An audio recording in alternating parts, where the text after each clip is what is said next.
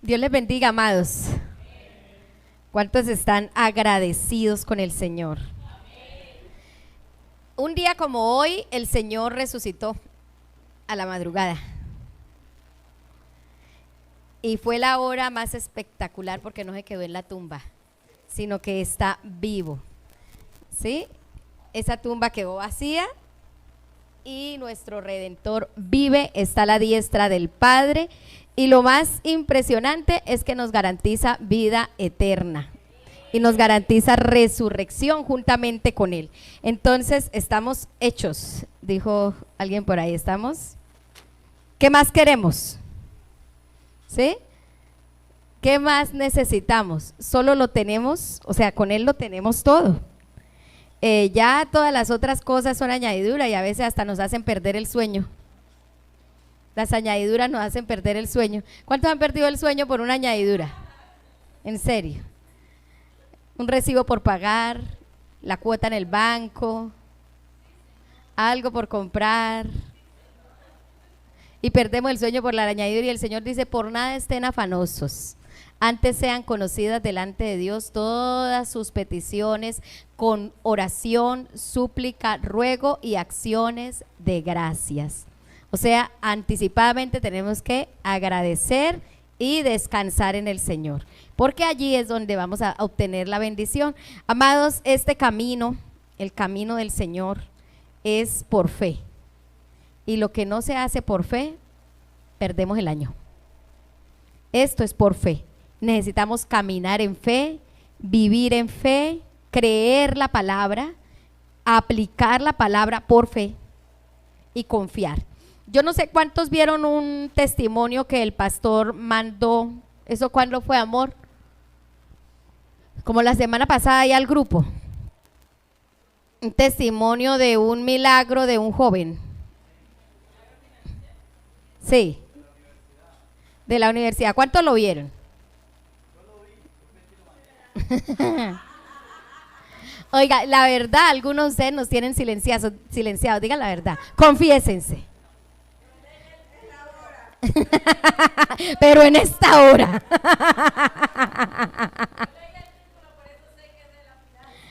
Y usted viera cómo es de edificantes los testimonios, porque a veces uno no escucha los testimonios de otros, de lo que Dios hace en sus vidas, aumentan nuestra fe y eso hace que en un momento dado también sepamos qué hacer y cómo aplicarlo.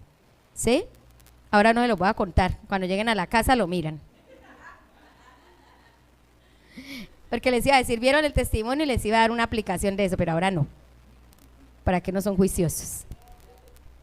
Bueno, ahora vamos a la palabra. La fe en tiempos de crisis. ¿Cómo se llama la palabra? La fe en tiempos de crisis. Ajá, la fe en tiempos. Ese pastorcito del valle. La fe en tiempos de crisis y vamos a Ruth. Abra la Biblia en Ruth. Ruth no es la hija de la hermana Rosita, no, esa Ruth no, otra Ruth. ¿Sí? Que van a buscar a Ruth. En PDT, sí. ¿Quién no tiene Biblia para pasarle una Biblia? Mire, acá hay un poco. Pase, allá está una mano alzada. Capítulo 1, desde el versículo 1. ¿Quién más quiere Biblia?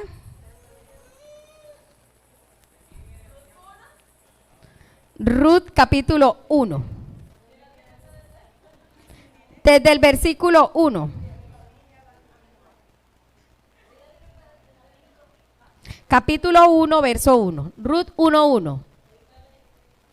Vamos a leerla en PDT porque es la que la mayoría tiene, la verde que tenemos todos. Entonces vamos a leerla en esa. Palabra de Dios para todos. Ruth 1:1. Jueces, después de jueces.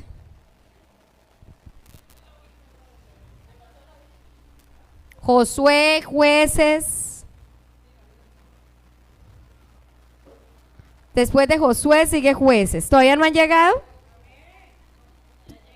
Estamos esperando a algunos que todavía se fueron en tortuga. Josué, luego sigue Jueces, luego Ruth. ¿Listos? Bueno, vamos a leer antifonalmente. Bueno, el versículo 1 y 2 están pegados en esta versión, ¿cierto? Están pegados, sí señor. Vamos a leer solo hasta el 5. Entonces, iniciamos. Hambre en Judá. Cuando los jefes gobernaban en Israel, o sea, los jefes son los jueces, gobernaban en Israel, hubo una época de hambre en Judá. Había un hombre llamado Elimelec, efrateo, que vivía en Belén, el cual tuvo que emigrar al país de Moab con su mujer y sus 2 hijos. Su esposa se llamaba Noemí y sus 2 hijos se llamaban Malón y Quilón. Por causa del hambre, ellos se fueron a vivir al país de Moab y allí permanecieron. Ustedes.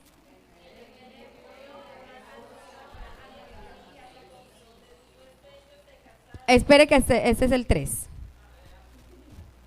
¿Quién se murió? El esposo, el jefe de la casa. Después ellos se casaron. ¿Quiénes? Los 2 hijos, Malón y Quelón. Y ahí tiene nombre para los hijos cuando tengan hijos. A uno le pueden poner Malón y al otro Quelión. Después ellos se casaron con mujeres ¿qué? Moabitas. Una se llamaba Orfa y la otra se llamaba Ruth. Ahí está para las niñas. Orfa y Ruth. Pasaron alrededor de ¿cuántos años? 10 años. Versículo 5.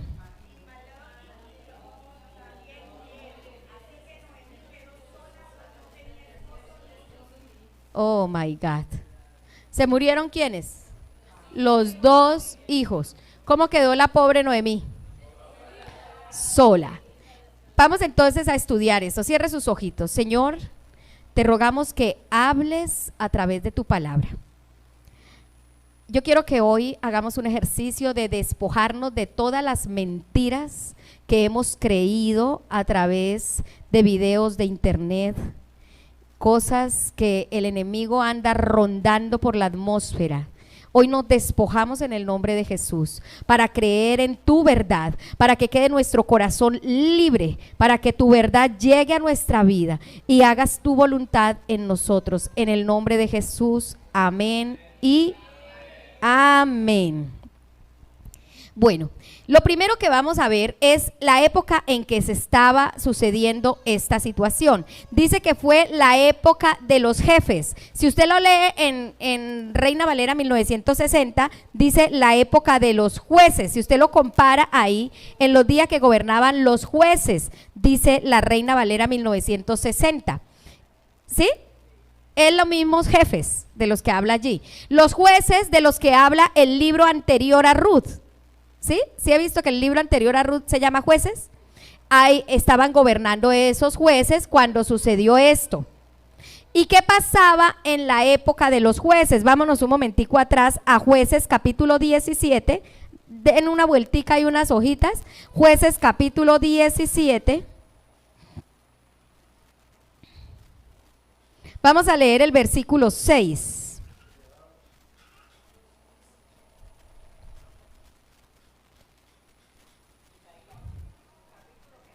Capítulo 17, versículo 6. ¿Listo? ¿Están? Dice así: Micaías hizo estas cosas. ¿Cuáles cosas? Un poco de cosas que estaban diciendo ahí desde el versículo 1, contando un relato de un poco de cosas malas que hizo Micaías. Y dice: Micaías hizo estas cosas porque en ese tiempo, o sea, en el tiempo de ¿qué? De los jueces o de los jefes, el pueblo de Israel no tenía ¿qué? No tenía rey, por lo que cada uno hacía lo que mejor le parecía. ¿Qué pasaba en la época de los jueces? Cada uno hacía lo que mejor le parecía. ¿Cómo le parece esa época? ¿Se parece a cuál? A esta época que estamos viviendo. Cada uno hace lo que mejor le parece, lo que siente. porque hay mucho sentimentalismo brotando por ahí y cada uno hace lo que bien le parece, lo que a cada uno le parece bien. Si a alguien le parece bien ponerse un pantalón aquí bajando las corvas, se lo pone porque es que le pareció bien. Si a otro le parece bien quitarse una costilla, sacarse un ojo, ponérselo de llavero, lo hace porque le pareció bien, ¿sí? Si a la mujer le gustó la otra mujer, se va con esa porque le pareció. Y cada uno hace lo que bien le parecía. Esa era la época de los jueces, de la que estamos hablando en la historia de Ruth. No cierren la Biblia. Yo les digo a todos los muchachos cuando les enseño también, cuando estemos estudiando la Biblia, no la cierre, téngala ahí abierta, porque las preguntas que hacemos se encuentran ¿dónde? En la Biblia. Si a usted yo le predico algo que no esté en la Biblia, no lo crea. Porque tenemos, sí, que primera carta del apóstol Marisol, eso no lo crea, crea lo que está en la palabra. Y mire que en la época de los jueces estaba pasando lo mismo que está pasando ahora. Cada uno hacía lo que bien le parecía. Había una anarquía, eso se llama anarquía. El otro día cuando andaban en la cuestión esa de los paros, ¿sí se acuerdan los paros? Que ponían la bandera al revés y todo ese poco de cosas, hay un poco de gente poniendo la bandera al revés y ni siquiera sabía lo que significaba la bandera al revés. ¿Usted sabe qué significa la bandera al revés? Dígame a alguien aquí qué significa la bandera al revés. Una persona. ¿What?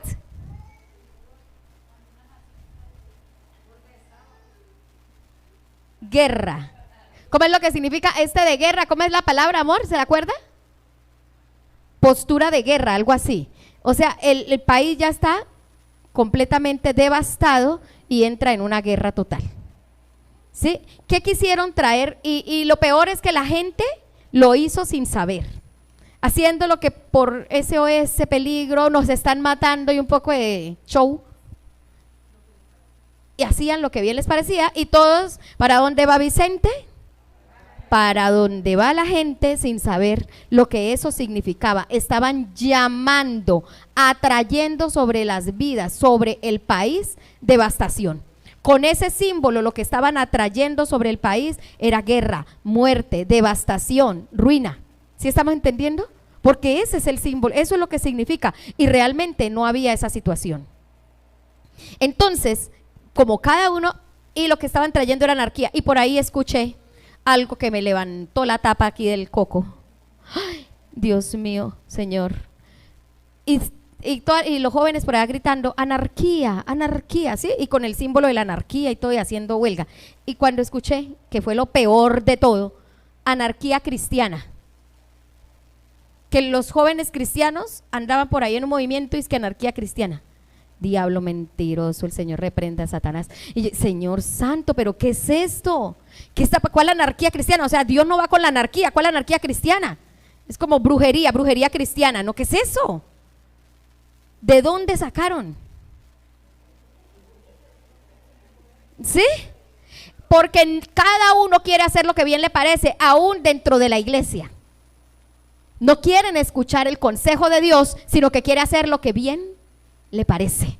No quiere ir a la palabra a decir lo que la palabra dice que debo hacer, sino que lo que yo sienta, lo que mi alma se me alborotó en ese momento, entonces yo quiero hacerlo. Eso es anarquía. No hay Dios, no hay rey, no hay a quien obedecerle. Y en la situación de este momento, de esa época, había hambre. Cada uno hacía lo que bien le parecía, dice, y que había hambre. Dice, cuando leemos Ruth, el que acabamos de leer, dice que había hambre en Belén. ¿Sí se acuerdan que leímos ahorita? Había hambre en Belén. Vamos a estar entre Jueces y Ruth. ¿Sí? Pero ¿qué pasaba? ¿Por qué había hambre? ¿Por qué había esa situación de devastación en la tierra? Retrocedámonos un poquito a Jueces capítulo 2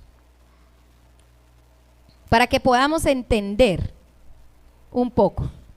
Jueces capítulo 2 desde el versículo 11, vamos a leer un poquito, no vamos a leer todo porque lo delicioso sería que pudiéramos leer toda la historia, pero como no hay tiempo. Jueces 2 del 11 al 16, 2. Cuando lo tengan, digan amén. Bienvenidos. Jueces 2 del 11 ¿al qué? Al 16. Voy a leerlo, dice así, pongan bastante atención. Así que los israelitas hicieron lo que no le agrada al Señor. ¿Hicieron qué? Mire lo que pasa en Jueces. Adoraron a un dios falso llamado ¿cómo? Baal. ¿Ustedes saben cómo era la adoración a Baal? ¿Alguien sabe cómo era? Alce la mano. ¿Cómo, Suri? Sacrificaban niños. Le sacrificaban niños. Y ahorita uno dice, ¡ay, sacrilegio! Sacrificaban a los niños. ¿Cuánto le han puesto un disfraz a un niño? El día de los brujos. Eso es sacrificio a los Baales. ¿Cuántos han prendido una vela el día de la Virgen? Que ponen esas velas en diciembre. ¿Diciembre qué? El día de las velitas. Esas velas es una adoración dizque a la Virgen María, que es adoración a demonios, abriendo puertas para que entren a las casas. Eso es adoración a Baal. Y uno dice, sacrificaban los niños, échenme aire. ¿Qué estamos haciendo nosotros? Lo mismo, adorando a dioses falsos. Dice versículo 12, abandonaron al Señor, está con mayúscula, el Dios de sus antepasados que los había sacado de Egipto, y comenzaron a adorar a los dioses falsos de la gente que vivía alrededor de ellos, y por eso el Señor se enojó con Israel. Yo no sé, me ericé hasta la nuca. Yo no sé ustedes, y no soy Amparo Grisales, pero con esta palabra me eriza, en serio, me eriza esta palabra, porque esta palabra está mostrando la condición de la tierra hoy en día. Esta era la condición del pueblo de Israel. Empezaron a hacer lo mismo que hacían todos los demás. Dice versículo 13, abandonaron al Señor para creer en Baal y Astarte, otro dios pagano. Así que el Señor se enojó contra los israelitas y permitió que sus enemigos los atacaran y los saquearan. También permitió que los enemigos de Israel los esclavizaran. Los israelitas perdían toda batalla que peleaban, porque el Señor estaba contra ellos para hacerles mal. El Señor les había advertido que ellos perderían si servían a los dioses de la gente que vivía cerca de ellos. Pero como no hicieron caso, los israelitas tuvieron que sufrir mucho. ¿Porque el Señor es malo? Como consecuencia de la desobediencia. Y dice el versículo 16, luego el Señor hizo surgir algunos líderes, los jefes, o sea, los jueces. Esos líderes los liberaron de los enemigos que saqueaban sus posesiones. Mira la condición del pueblo de Israel en esta época de Ruth. Cada uno hacía lo que bien le parecía, había hambre y no salían de un círculo vicioso. ¿Cuál era el círculo vicioso? Peco, me viene la ruina, la devastación, me arrepiento, pido perdón, el Señor levanta un juez, me libera, vuelve el perro arrepentido con su mirada, ¿sabes? El chavo.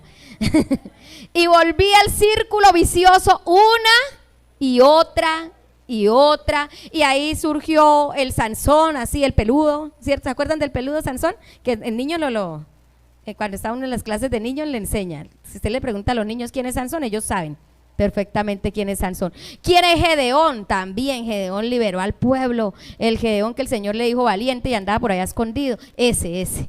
Débora, hasta una mujer se levantó, power, ¿sí? Y estaban allí, el Señor levantó jueces para Israel, para liberar. ¿Por qué? Porque se arrepentían como nosotros, ¿no?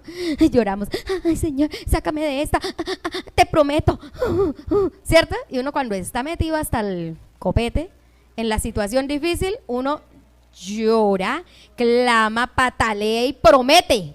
Uy, ahí se le salen todas las promesas. Señor, ahora sí voy a caminar contigo, no voy a faltar ni a un culto, Padre, ni a un culto. Llueve, truena, relampaguee, yo voy, Padre, yo voy a leer la Biblia todos los días, voy a orar, voy a obedecerte, poner en práctica. Y eso le sale a uno. Entonces el Señor, ¿qué tiene de uno? Misericordia. Él nos conoce y sabe que ¿sí? Pero Él tiene de nosotros misericordia. Y entonces levantaba un juez, venga papito, vaya ya, ayúdelos, líbrelos, ¿sí? Y se vio que Sansón era tremendo, pero también Sansón era bien cansón. Y se dejó llevar por la Dalila, porque la debilidad de él eran las mujeres extranjeras. Que el Señor les había dicho, no se metan con extranjeras. Y en el contexto de nosotros, el extranjero es el que no conoce al Señor. Y el Señor le dice a las princesas de Dios, a las hijas de Dios, no se meta con uno del mundo. Y ella, Sansona, cansona, ¿sí? Va y le pone el ojo es al que no conoce del Señor, al que no, al Dalilo ese, que le quita la fuerza, que le quita la unción, que la lleva a pecar o que lo lleva a pecar, y ahí está ciego. ¿Por qué? Porque cuando el enemigo nos cautiva, nos quita la visión, nos enceguece. El pobre Sansón quedó ciego y ahí murió con sus enemigos, aunque el Señor le dio la última oportunidad de matarlos. Amados, estábamos leyendo la historia de Ruth, ¿no?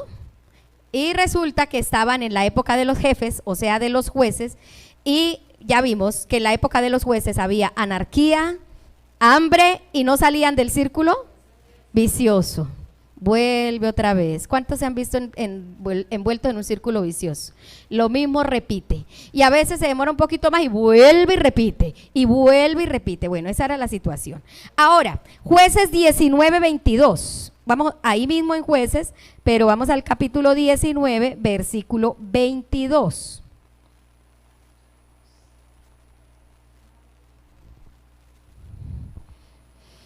Espere, porque para que lo entiendan tenemos que leer un poquito más.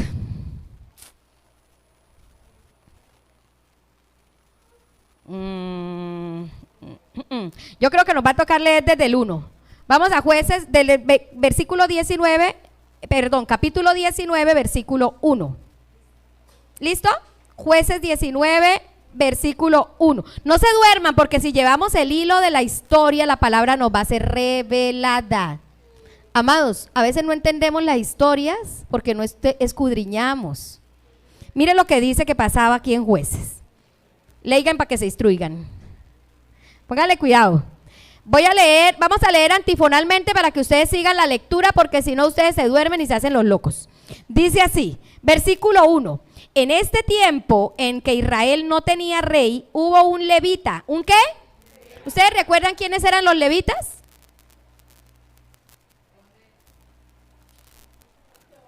¿Quién? Levita, de la tribu de Leví, eran los que servían en el templo, los que auspiciaban el culto, los consagrados. Bueno, había un levita, para que vamos a ir viendo cómo fue la cosa, que vivía en las montañas de Efraín. Ese hombre tenía una concubina que era de la ciudad de Belén, en el territorio de Judá, allá mismo en Belén, en la casa del pan. ¿Ustedes saben que Belén significa la casa del pan? Y resulta que ahí no había pan. ¿Cómo está la cosa? Así de terrible estaba. Versículo 2.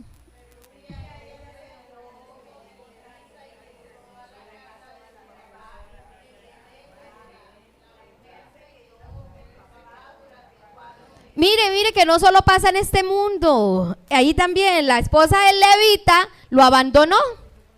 Se fue y decidió irse con él, papá.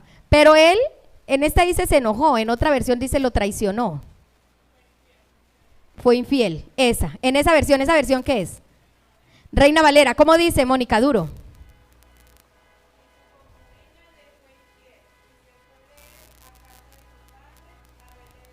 Ella le fue infiel. La verdad fue que ella le fue infiel al levita. Y después de serle infiel, entonces ya se aburrió del otro y se enojó también. Y se fue para donde el papá. Mire cómo está la cosa. Está dura. Después de un tiempo, el levita fue a buscar a la mujer. Como siempre, los pobres levitas, hombres de Dios. El levita fue a buscar a la mujer y quería hablar con ella para que regresara de nuevo con él. El levita llevó a su sirviente y sus burros hasta la casa del papá de la mujer. al llegar al lugar, el papá de la mujer salió muy contento a saludar al levita y lo invitó a quedarse allí. El levita se quedó en la casa del suegro durante ¿cuántos días? Allí bebió, comió y durmió. Al cuarto día, el levita se levantó temprano y empezó a preparar viaje. Pero el papá de la mujer le dijo, come algo antes de viajar y luego podrás irte tranquilo. Entonces se sentaron los dos y comieron y bebieron, y el papá de la mujer le dijo al levita, quédate esta noche con nosotros y pásalo bien. El levita se levantó para irse, pero el suegro le insistió tanto que se quedó una noche más. Al quinto día, el levita se levantó temprano y empezó a preparar el viaje. Dijo, no, yo tengo que ir allá a poner sacrificios y pan y todo. Y empezó a preparar el viaje, pero el suegro le dijo, come algo y quédate hasta la tarde. Y otra vez comieron y bebieron juntos. El levita, la mujer y el sirviente se levantaron para irse, pero el suegro dijo, ya es tarde, mejor que se queden esta noche, pues está muy oscuro para viajar. Quédense esta noche, pásenla bien y pueden mañana salir temprano para su casa. Pero el levita terquillo no quería quedarse, así que se fue, tarde, con la mujer y sus 2 burros ensillados. Esa noche llegaron hasta la ciudad de Jebús, que es otro nombre ¿de dónde? De Jerusalén. Ya era muy tarde y el sirviente le dijo al levita, Señor, entremos a este pueblo y pasemos aquí la noche.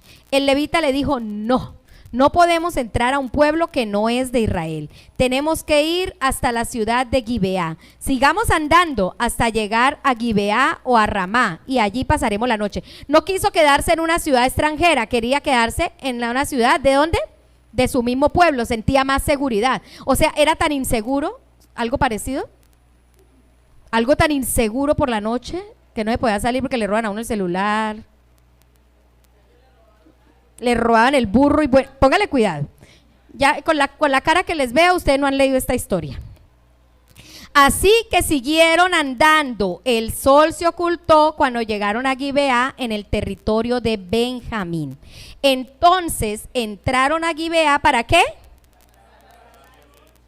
Para pasar allí la noche, y llegaron hasta la plaza y se sentaron, pero nadie se acercó para invitarlos a pasar la noche en una casa. No había hospedaje, o sea, no había sentido del amor. ¿Por qué? Porque había mucha inseguridad. Entonces, así como ahora, uno quiere hospedar a alguien, pero dice, uy, no, después me mata. ¿Sí? Quiere llevar a alguien, digamos, alguien está ahí haciendo así en la carretera. Antes la gente paraba y llevaba, ¿cierto? Ahora, súbase, pero al andén, porque no lo atropello, porque ya no suben a nadie. ¿A causa de qué? De la inseguridad. Entonces, en el versículo 16, sigan la lectura. Un anciano, ¿qué pasó?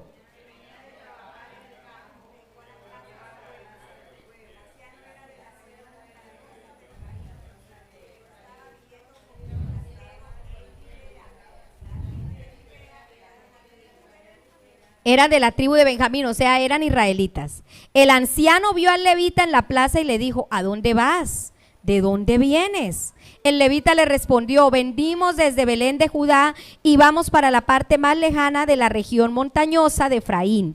Yo soy de Efraín y hace días viajé a Belén de Judá y ahora voy para mi casa, pero nadie nos ha ofrecido alojamiento. ¿Qué dijo el anciano?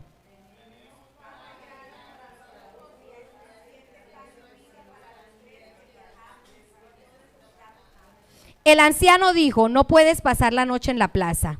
¿Por qué? Por la inseguridad. Y le dijo, eres bienvenido en mi casa, yo me haré cargo de todo lo que necesites. ¿Qué dice el 21?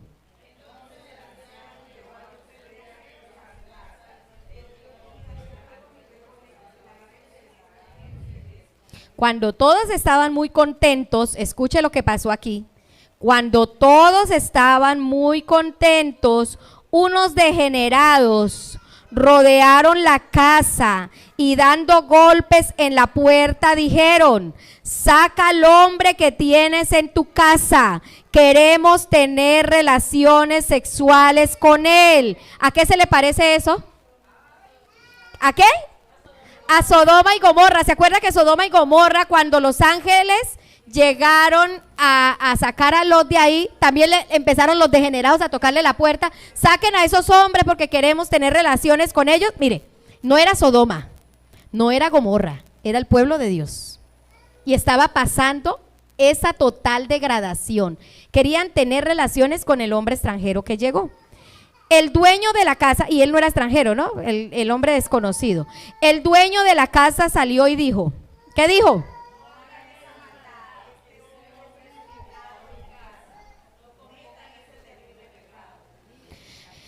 Miren, aquí está mi hija que no ha tenido nunca relaciones sexuales y también está la mujer de este hombre. Pueden hacer lo que quieran con ellas, pero no cometan este terrible pecado contra este hombre. ¿Cómo los ve?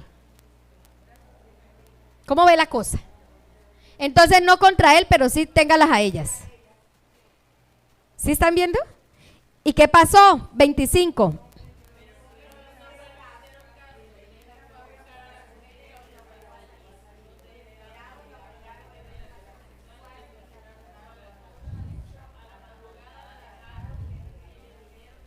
¿Ah? ¿Cómo la ven? El levita fue y obligó a la esposa a salir y la cogieron y la violaron y la torturaron toda la noche. Y a la madrugada le dijeron váyase. Y póngale cuidado lo que pasó. La mujer fue a la casa del anciano y cayó rendida, moribunda, a la entrada. Ella estuvo ahí tirada hasta que salió el sol. Versículo 27.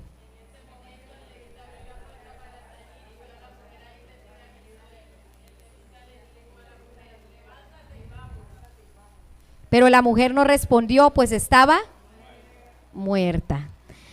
¿No le pasa corriente leer esa historia? Entonces el levita levantó a la mujer, la puso sobre el lomo del burro para continuar el viaje. Y cuando llegaron a la casa, el levita tomó un cuchillo, cortó a la mujer en 12 pedazos. Luego tomó los pedazos y envió cada uno por todo el territorio donde vivía el pueblo de Israel. Y todos los que veían eso decían, nunca antes había pasado algo así en Israel. Nunca habíamos visto algo semejante desde que llegamos de Egipto. Tenemos que pensar en esto y decidir qué vamos a hacer. Esa era la condición de la época de los jueces, del pueblo de Israel, el pueblo de Dios. No eran pueblos extranjeros lo que estaba pasando esto. No era Sodoma y Gomorra, porque eso fue otro cuento parecido. Pero este era el pueblo de Dios y estaba en semejante degenero, degradación y descomposición. ¿Cómo está el mundo hoy? La noticia de hace poco, esa mujer que fue de playa y dejó a su bebita en la casa, sola, desamparada, murió de hambre y de sed. O sea, ¿qué cabeza cabe eso? La otra que la cocinó a un bebé. Otro, o sea, esa degradación a ese punto. Mire cómo estaba el pueblo de Dios en ese momento. Y en ese mismo momento, volvamos a Ruth. Ruth capítulo 1, que es el texto que nos compete. Ya vimos entonces la situación en que se encontraba el país, ¿sí? Estaba en esa condición de inseguridad, de hambre, y aunque estaban en Belén, que era la casa del pan, no había pan. ¿A causa de qué? De la anarquía, del pecado, de la degradación, de la descomposición. El mismo pueblo de Dios estaba pecando. Y si el pueblo de Dios peca, ¿dónde está la sal? Se supone que nosotros somos la sal. Y si la sal pierde el sabor, ¿con qué va a ser salada la carne? Que es todo el mundo, se pudre. Si usted coge un pedazo de carne y le echa sal, dura más. Pero si no lo sala, y si esa sal con que usted le echó no sala nada, no sirve para nada. Dice, le digo, ¿qué dice la Biblia que pasa con esa sal? ¿Sí recuerdan qué dice? Dice, pero si la sal pierde su sabor y no sirve para salar, entonces será echada al piso y será pisoteada por los hombres, porque no sirve para nada más. Y para eso es que sí, ¿qué pasa? Eso es lo que pasa con la iglesia del Señor cuando pierde el sabor, cuando pierde lo que debe hacer en esta tierra, que es salar, que es vivir en santidad. ¿Cómo sala la tierra al mundo? Viviendo en santidad, viviendo la palabra, siendo diferentes, que no nos volvamos como los demás. Pero ¿qué dice en Jueces 1 que había hecho el pueblo? Lo que leímos ahora, que estaban haciendo lo mismo que hacían todos los pueblos alrededor, adorando a otros dioses y abandonando a Dios. ¿Sí estamos entendiendo? Y la iglesia de hoy está haciendo lo mismo, mezclada entre el mundo que no se conoce quién es quién. Porque la vecina que no tiene a Cristo grita e insulta, y la hija de Dios que alza las manos también grita e insulta. Porque la vecina que no tiene a Cristo se toma unas selfies así, como dice el pastor, ¿cierto? Con lascivia, y la hija de Dios con la misma lascivia. ¿Sí estamos entendiendo? Mezclados. Y es la misma condición. Y por lo tanto, la tierra se pudre. Y esa era la condición de lo que pasaba en la época que sucedió esta situación.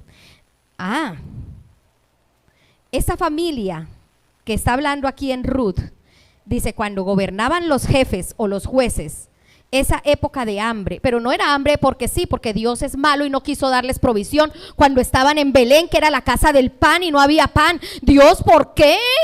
Es que nos atrevemos a decirle así a Dios, ¿no? ¿Por qué, Dios, esa condición? ¿Por qué estoy así? Pues ¿por qué? Leamos Jueces. Eso era lo que estaba pasando. El pueblo de Dios había caído tan bajo, porque ustedes saben cuáles eran los cultos de adoración a Astarte, que ahí dice que siguieron a los Baales y a Astarte en Jueces, ¿sí? 1. Los cultos a Astarte eran orgías sexuales. Entonces, ¿cómo querían salir? ¿Cómo estaban las hormonas y todo la carne de esos hijos de Dios que habían rendido culto a Astarte? Estaban alborotados, estaban degradados, depravados. ¿Cómo sale un joven después de ver un poco de internet vuelto nada? Porquerías en las redes sociales. ¿Cómo sale? ¿Será que los violadores desde que nacieron tienen un cartel aquí que dice violador?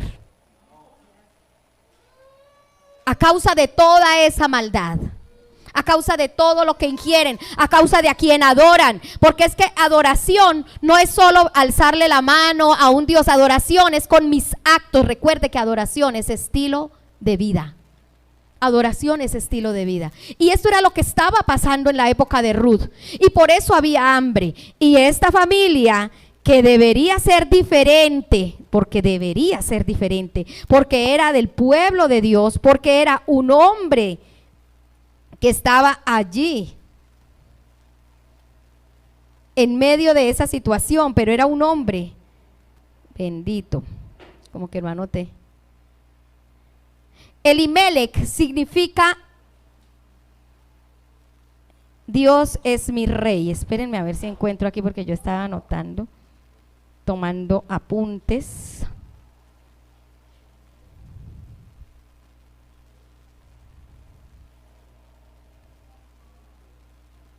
Elimelech significa Dios es mi rey. O sea, mi confianza está ¿en quién? En Dios. Si Él es mi rey, ¿en quién estoy confiando? En Dios. Belén, la casa del pan. Mire que todo estaba contrario. Belén en la casa del pan. Elimelech, Dios es mi rey. Significa. ¿Y sabe qué significa Noemí? Dulzura. Entonces era una familia, porque los nombres ahorita uno le va poniendo Sirli Tatiana, ¿cómo era? Sirli Catalina, Yatsuri Yamile, sí, y va inventándose nombres así, y claustrofobio, cosas así, a otros le pusieron COVID. Luis Mari, sí. Pero no, en ese tiempo los nombres eran nombres que iban a marcar la vida de esa persona para siempre, era profético. Entonces Elimelech era Dios es mi rey. O sea, cuando Él es mi rey, yo confío en mi rey, obedezco a mi rey, pongo toda mi esperanza en mi rey, pero no estaba pasando eso. Ellos, esta situación le estaba llevando a él a huir. Dice que él salió de allí. ¿Qué dice ahí? Dice que a causa del hambre, en Ruth capítulo 1, versículo 1 y 2, dice, hubo una época de hambre, había llamado un hombre Elimelech Efrateo que vivía en Belén, el cual tuvo que emigrar al país de Moab. ¿Qué les había dicho Dios con los de Moab? No se junten con esos, son malos. ¿Pero qué hicieron? Corrió para allá, porque es que allá es donde está la comida. Ustedes saben, qué días haciendo un estudio de este texto bíblico, Elimelech y Noemí no estaban aguantando hambre. La situación sí se les puso peluda, porque había hambre en la ciudad, pero ellos tenían provisión. Pero ellos querían estar mejor. ¿No se les parece algo parecido? Algo que está sucediendo, es que para un mejor futuro, es que yo tengo que irme porque necesito carro, casa y beca. ¿No les parece algo parecido? Mire, es que la degradación, la falta de intimidad con el Señor y el pecado lleva a la desconfianza, a la inseguridad y a la avaricia, a querer más, a querer más. Y entonces sí, había la situación difícil, sí había hambre, pero ellos a causa de eso salieron corriendo sin esperar nada, sin ni siquiera preguntar. Se llevaron a sus 2 hijos y salieron. Y Elimelech, que significa Dios es mi rey, no estaba haciendo lo que su rey le mandaba. Y Noemí, que significa dulzura, más adelante, si usted lee Ruth hasta el último, cuando ella regresa, ella dice, no me llamen Noemí, porque Noemí era dulzura, dijo llámenme Mara, que significa amargura, porque llegó amargada y vuelta a nada. Y entonces él decidió huir en lugar de esperar. Ni siquiera le preguntó a Dios, ni siquiera buscó una palabra. ¿Cuántos han elegido esposo, novio, novia? Alce la mano. ¿Alguna vez en su vida? Ahora los solteros por siempre, forever. ¿Cuántos le han preguntado a Dios si ese que usted le echó el ojo o esa que usted le echó el ojo es de Él? ¿Sí? ¿A cuántos Dios le dio una palabra y les dijo ese es? Allá hay una, que Dios le dio una palabra, gloria a Dios. Porque a veces vamos escogiendo sin que Dios nos diga nada. Y después estamos chillando. Ay, me salió mala. Y cantan, fuiste mala, demasiado mala. Pero no se dieron el tiempo de preguntarle al Señor. Elimelech hizo lo mismo, Dios es mi rey. Y mentiras, que no estaba teniendo ningún rey. Y nosotros muchas veces, Dios es mi rey. Señor, tú eres mi rey, yo hago lo que tú me digas. Y mentiras, que estamos haciendo lo que diga el corazón. Estamos haciendo lo que el corazón engañoso y mentiroso dice. Porque la Biblia dice, engañoso es el corazón del hombre, no solo del hombre macho masculino pecho peludo. No, cuando dice del hombre es del género humano, hombre y mujer. Engañoso es el corazón del hombre y perverso más que todas las cosas. Entonces, ¿por qué hacemos lo que dice el corazón? Hagamos lo que dice la tendencia es esta, entonces hagámoslo. No, hagamos lo que dice la palabra. Pero ¿qué pasó con Elimelech, que era la representación del Hijo de Dios en ese momento de crisis? Porque ¿cómo se llama el mensaje? Bueno. Elimelech representaba al Hijo de Dios, Noemí a la hija de Dios, en los tiempos ¿de qué? De crisis. Pero ellos, en lugar de hacer lo que Dios decía, hicieron totalmente lo contrario. Es que ni siquiera preguntaron, ni siquiera pidieron una guianza. Ahí no dice, y Elimelech oró al Señor, que era su rey, para preguntarle qué hacía, que hubiera sido lo correcto, pero no dice nada. Dice, Elimelech por causa cogió a su esposa, a sus hijos, y le dijo, nos vamos, vámonos Malón, vámonos Kelión, los hijos, sí, los nombres poderosos para, y nos vamos para, y todavía para Moab, que eran donde había la gente mala y perversa. ¿Y qué encontraron allí? Consecuencias. Mire, dice que los dos hijos de él, Malón y Kelión, se casaron con dos mujeres moabitas. ¿Qué les había dicho el Señor? Que no se casaran con extranjeras. Ahora no es que usted diga, ay, no puedo casarme con una venezolana. No, ¿sí? Cuando es ahora la iglesia del Señor, los extranjeros son los que no son hijos de Dios, los que no han recibido a Cristo en su corazón. Entonces les dijo, no se casen. ¿Y qué hicieron? Orfa y Ruth. Que la cosa fue que el Señor tuvo misericordia de Ruth, y Ruth luego se convirtió a ellos, porque ella le dijo a Noemí más adelante, tu Dios será mi Dios, tu pueblo será mi pueblo. ¿Qué quiso decirle? Me convierto, recibo a Dios como mi Dios y Señor, como mi rey. Eso es diferente. Ella se rindió, ella dejó sus dioses para servir a Dios, ella dejó su pueblo para venir a ser pueblo de Dios. Esa es otra historia, pero en la historia que estamos en este momento, capítulo 1 de Ruth, porque esto es una novela, ¿sí? En este capítulo, ella era una impía, malvada, perversa. ¿Sí? Y entonces, estos hijos que deberían ser hijos de Dios, estaban haciendo también lo que se les daba la gana. ¿Y qué encontraron? Fueron a buscar vida y encontraron muerte. Fueron a buscar seguridad. ¿Y cómo quedó Noemí? Desamparada, dice aquí. Quedó desamparada, buscando seguridad. Quedó desamparada. Buscando alegría, encontraron tristeza. Esas son las consecuencias, porque la desobediencia del padre promueve la desobediencia de los hijos.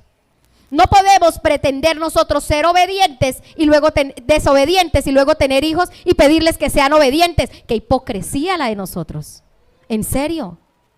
Siendo bien desobedientes. Por eso miremos ahora que no somos padres, de pronto los jóvenes que hasta ahora están en proceso, cómo se conducen en obediencia, en santidad, porque después va a tratar de pretender que los hijos vivan en obediencia a Dios. ¿Cómo fue que sembramos nosotros? ¿Sí estamos entendiendo? Ahora no los vamos a dejar hacer lo que quieran a los hijos, ¿no? Tenemos que entrar a ser correctivos, pero tenemos que mirar que la desobediencia de los padres promueve la desobediencia de los hijos. Y ellos actuaron de la misma manera. ¿Cómo les iban a exigir? Hijos, vayan y busquen mujeres del pueblo, que Dios lo dice. No, ¿cómo? Si Dios no les había dicho a ellos que se fueran, pero lo hicieron. Y encontraron desamparo, encontraron muerte. La falta de fe en esos momentos de crisis produce desconfianza, y eso viene trayendo falta, y eso es producido por la falta de dependencia de Dios, por el egocentrismo, por pensar en nosotros mismos y creer que nosotros mismos vamos a solucionar las cosas. Mire, esto es cuestión de orgullo. El orgullo de uno. Yo creo que Elimelech dijo, no vamos a caer en la ruina aquí, que vamos a quedar, no, estatus sobre todo. Vamos a una ciudad donde tenga dinero, donde se mueva la platica. Vamos a una parte donde haya, ¿sí? Vamos a un lugar, sí, y no estamos mirando lo que realmente el Señor quiere que hagamos. No estamos mirando cuál es el propósito de Dios para mi vida. No estamos mirando qué es lo que Dios quiere, cómo quiere que me conduzca, qué pasos quiere que dé, Señor. ¿Qué pasos quiere que dé? Ah, no, pero no queremos esperar, no es que nosotros nos gusta todo instantáneo, el café instantáneo, todo instantáneo, ¿sí o no? Avena instantánea, ahorita venden todo instantáneo, a mí me gusta. A mí, ahorita ya casi no lo practico, pero cuando trabajaba, tenía mis chinos chiquitos y yo tenía un horario de trabajo y también servía al Señor y todo. Yo hacía ensalada de verduras con atún, espectacular. Compraba la lata de verduras, la lata de atún, chin, revuelve y listo, sirva. Cuando trabajaba en empresa, sí, porque ahora trabajo en mi casa. Pero cada uno quiere todo rápido ya. O sea, que yo le diga hoy al Señor, Señor, bendíceme, ayúdame, ¿qué hago con esto? Señor, amén y amén. Y hacemos oraciones de medio pelo también, ¿cierto? Donde ni siquiera nos rendimos a Dios, donde ni siquiera escuchamos la palabra y no esperamos. A veces el Señor dice, voy a quedarme callado un ratico a ver. Y lo mira a uno. Y ahí está la hija de Dios despelucada ya. Sufrida. Está como la canción, cuando está buscando novio, ¿no? Lo que me preocupa me quita el sueño. ¿La han escuchado? Bueno, las canciones son de mi época. La hormiga. Ay, no, me extraña. Argentinos, o sea. ¿Cómo es que hablan los argentinos? Che. Él dice, lo que me preocupa, me quita el sueño, es que quién será la muchacha que es para mí. Y dice, maestra de escuelita será, yo pienso que será la del coro, que yo no sé qué. Decímelo, Señor, porque me va a dejar el tren. Y el pastor le dice, pero ¿por qué te preocupas si solo tienes 16? Y ya estaba pensando que lo iba a dejar el tren. A veces andamos preocupados, afanados y queremos que Dios nos responda ya. Señor, dame una respuesta, pero ya. Señor, cambia a este hombre, pero ya, Padre, ya no me lo aguanto. O te lo llevas o te lo mando, Padre. Ilumínalo o elimínalo, Señor.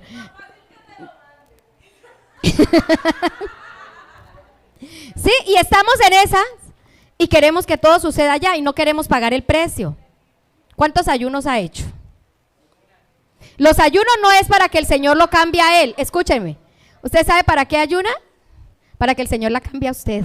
Para que le dé la fe, la capacidad de esperar, para que la llene de fortaleza. Los ayunos no es para que usted obtenga una casa. Los ayunos es para que Dios le dé la fe y las estrategias a usted y la llene de fuerza y de poder. ¿Sí me está entendiendo? ¿Por qué es que ayuna uno? Porque es que la Biblia dice que los ayunos son para romper ligaduras de piedad, para hacer morir la carne y que viva el espíritu. Para eso es el ayuno. Entonces, por eso yo quería hablarles del testimonio, pero como no lo vieron, la próxima, mírenlo, para yo explicarles una cosita.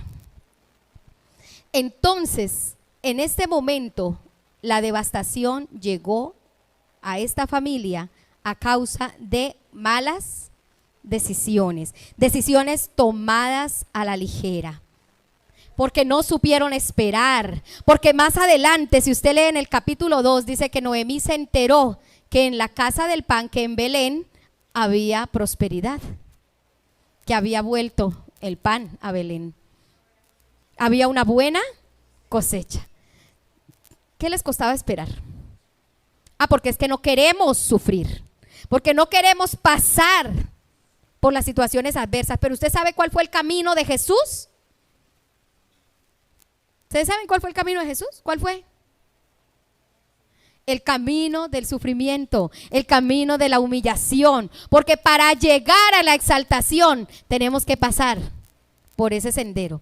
Entonces, hijitos de Dios, no creamos que la cosa es, salgo corriendo, voy y hago, huyo, busco atajos. No, la cosa es pagando el precio, rindiéndome al Señor, diciéndole, Señor, aquí estoy, aquí está mi vida. He vivido como se me ha dado la gana. He hecho lo que a mí bien me ha parecido. Señor, tengo una pastora chiquitica que a toda hora me dice que tengo que orar y que tengo que leer la Biblia y me tiene aburrida, Padre. Me tiene aburrida de tanto decirme que lea la Biblia. Y cada vez que me mira me dice, ¿leyó la Biblia? Amados, ¿leyeron la Biblia? ¿Esta semana escucharon al Señor? ¿O escucharon bastante TikTok, YouTube, Facebook, redes sociales y películas? ¿Qué estamos escuchando? ¿Qué es lo que nos lleva a tomar nuestras decisiones? ¿Cómo estamos tomando nuestras decisiones? ¿Dirigidos por lo que está moviéndose en el mundo, por una situación, por una condición, o de verdad de rodillas escuché la voz de Dios en su palabra y Él me dijo y me levanto seguro porque sé que Dios va conmigo independientemente de lo que tenga que atravesar? El Señor va conmigo. ¿Sí entendemos, amados? Pero si no leemos la palabra de Dios, no vamos a tener herramientas para poder tomar decisiones. Y si no oramos, si no nos rendimos al Señor, cuando venga el momento duro, ¿usted cree que si el Señor no hubiera ido al Getsemaní? Ahí tenía yo otra palabra, pero esa es otro día, estaba escogiendo entre cuál, si esta o la otra. Si el Señor no hubiera ido al Getsemaní, no hubiera tenido las fuerzas para enfrentar la cruz. Y era Jesús, el Hijo de Dios. Pero si no hubiera ido al Getsemaní a escuchar a Dios, a rendir sus debilidades, a decirle, si quieres pasa de mí esta copa porque no quiero, pero hágase lo que tú quieres y no lo que yo quiero, no hubiera podido ir a la cruz. Amados, ¿cómo pretendemos pasar los momentos de prueba, de adversidades, si no buscamos al Señor, si no leemos su palabra, si no esperamos su respuesta? Porque es que el Señor lo va a hacer, Él lo promete y Él lo hace. Él lo cumple, pero usted y yo tenemos que hacer la parte de nosotros, que es buscarlo a Él, que es rendirnos a Él, que es escuchar su voz y obedecerlo. Que me parece duro, que es muy duro, que no soy capaz, que me estoy arrastrado. Pues arrástrese, pero con el Señor. El Señor lo va a llevar. Y Él dijo, el que se humilla será exaltado, pero el que se quiera exaltar será humillado. Va a pasar lo que pasaban los jueces, un círculo vicioso en su vida, donde se repite lo mismo, la misma tragedia, el mismo dolor, y no va a haber una salida. Cuando nos rendimos a Él, el Señor nos va a dar la salida, el Señor nos va a dar la victoria, el Señor nos va a dar la seguridad que tanto buscamos, la vida que tanto buscamos, la plenitud que tanto buscamos está en Él. Y luego cuando usted se va a dar cuenta de todo lo que perseguía, dice, oh wow, encontré fue más bendición. Y eso que tanto yo anhelaba, llegó y ya ahora, como dijo el apóstol Pablo, esto me resulta basura. Porque lo tengo por algo insignificante a fin de alcanzar a Cristo en mi vida.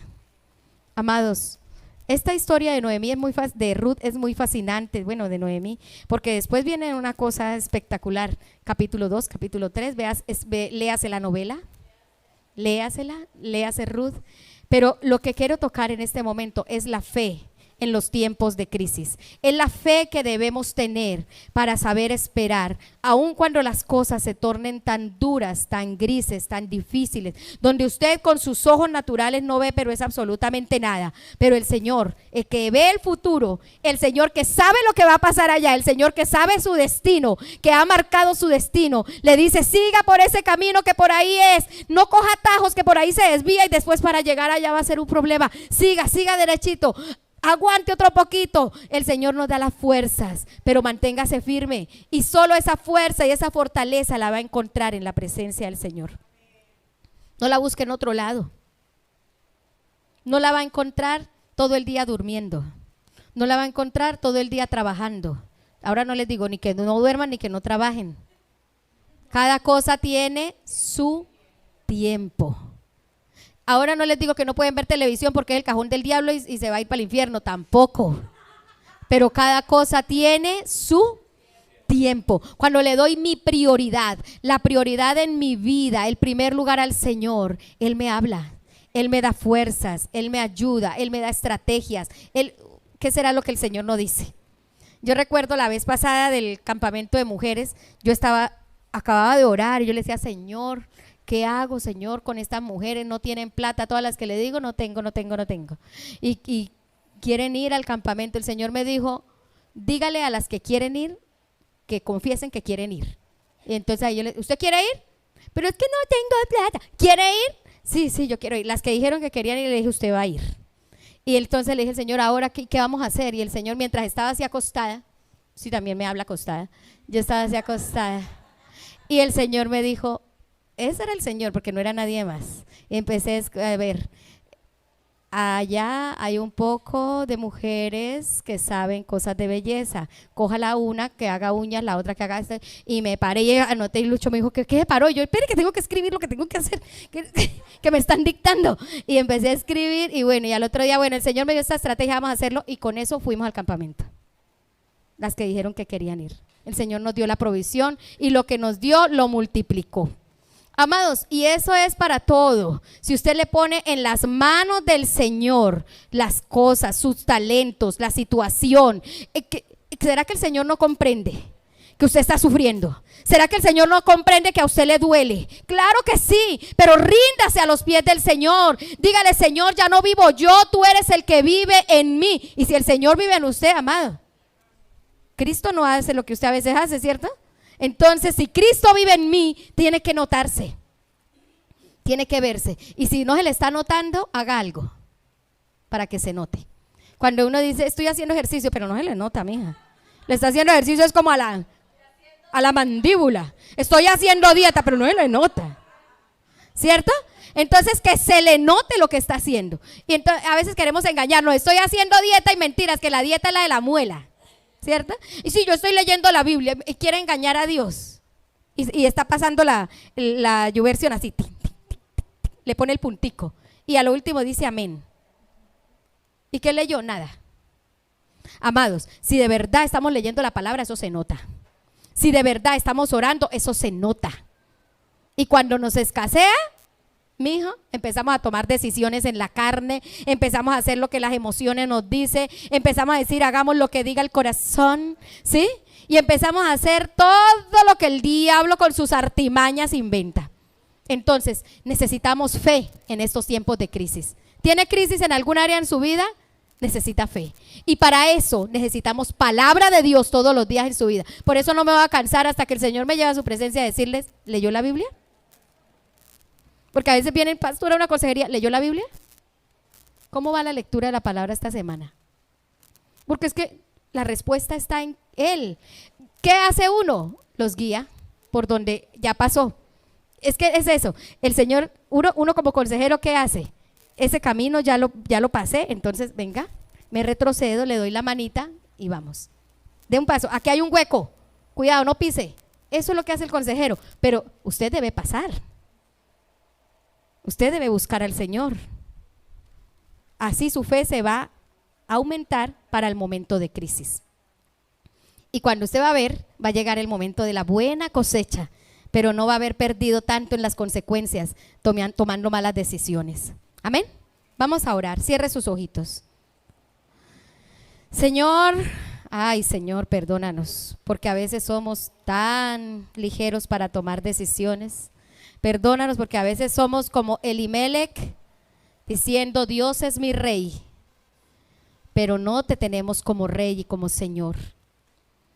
Perdónanos. Es tiempo de reflexione, que sus oraciones no sean una repetidera allí, reflexione de verdad en su corazón y dígale al Señor, Señor, hoy reconozco que he tomado tantas decisiones equivocadas en mi vida a causa de hacerle caso a mi corazón, a causa de hacerle caso a los malos consejeros, como esos consejeros miserables que aconsejaron a Job. Perdón, Señor.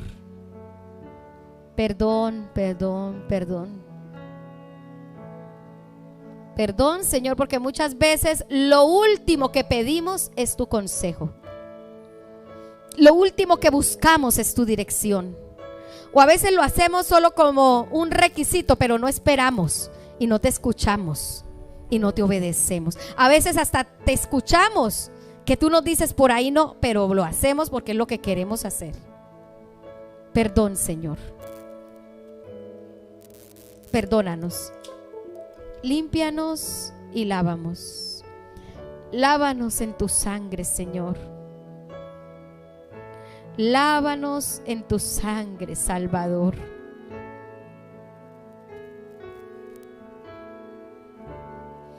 Lávanos en tu sangre. Lávanos en tu sangre. Límpianos de esa maldad, Señor. Límpianos de esa autosuficiencia, de ese orgullo que nos lleva a tomar las decisiones y a ser como este pueblo de Israel, tu pueblo, en este tiempo de los jueces. Hacía lo que bien les parecía. Perdónanos, Señor. Perdónanos, Señor. Y lávanos, por favor. Límpianos. Dígale al Señor, de verdad no quiero seguir así. Dígale al Señor, no quiero ser igual. No quiero ser igual. Necesito un cambio en mi vida. Necesito de verdad tomar decisiones guiadas por ti. Por favor, Señor. Por favor, mira esas debilidades que tenemos, Señor, queriendo hacer nuestra propia voluntad. Y somos tan tontos. Dígale al Señor: consagrada a ti, Señor, que mis pasos puedan guiar el impulso de tu amor. Dígale: lávame. Lávame en tu sangre, Salvador. Límpiame de toda mi maldad. Traigo a ti mi vida para ser, Señor, tuya por la eternidad. Que mi vida sea tuya siempre, Señor. Tan solo en pos de lo santo puedan ir, y que a ti, Señor, mi voz se complazca en bendecir. Lávame en tu sangre,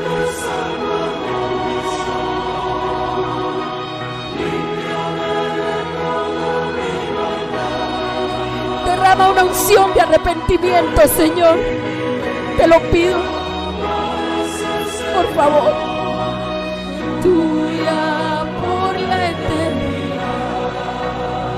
Tú eres quien convence al mundo de pecado. Todo mi tiempo consagrado a ti, sagrado a tu luz.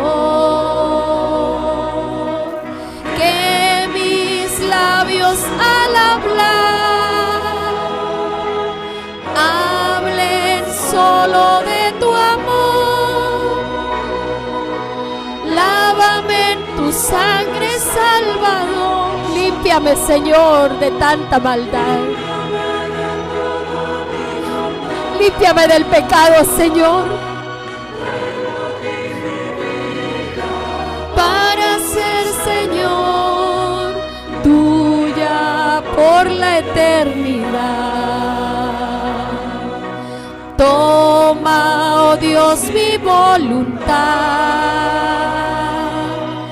y hazla tuya nada más. Toma así mi corazón,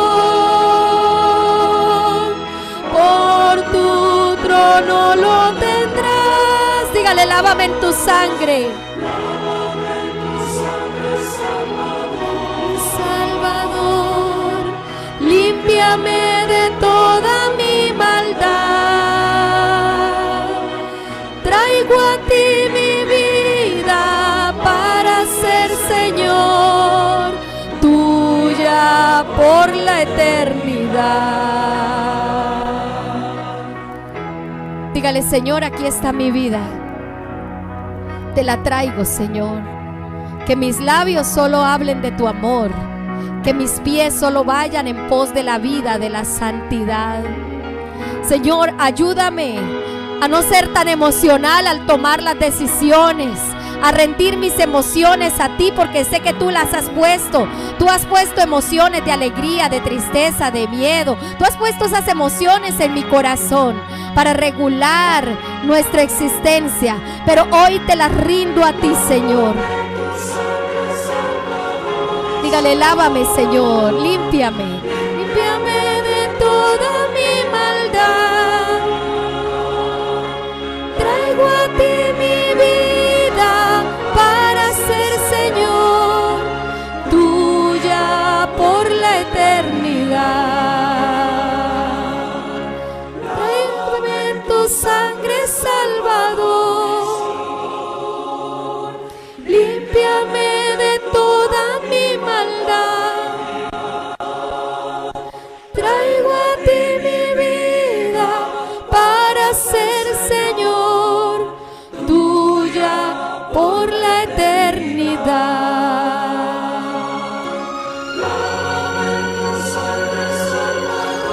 Esa preciosa sangre que corrió para limpiar mis pecados, para salvarme, pero también para ayudarme a conducirme en esta tierra, para darme paz y gozo, Señor. Te traigo mi vida, Señor. Que mi vida sea tuya hasta la eternidad. Tuya por la eternidad. Gracias, Señor. Que mi vida sea tuya por la eternidad. Que tu sacrificio, Señor, en mi vida cobre un poder.